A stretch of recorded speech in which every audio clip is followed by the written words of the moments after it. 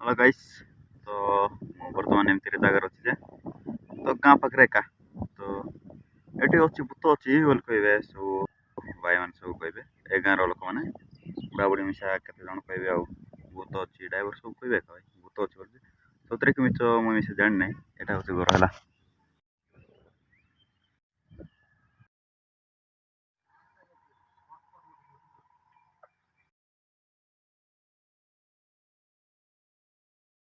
ଚାରିଆଡ଼େ ଖାଲି ଗଛ ଯାକ ଅଛି ସତରେ ଅଛି କି ମିଛର କି ମୁଁ ମିଶା ଜାଣିନାହିଁ ଯେ ଲୋକମାନେ କହିବେ ଯେ ସତରେ ଅଛି ଭୂତ ଅଛି ବୋଲି ଏଠି ଆଉ ଦୁଇ ଜଣ ବୁଢ଼ାବୁଢ଼ୀ ଥିଲେ ପୁଣି ଭାଇ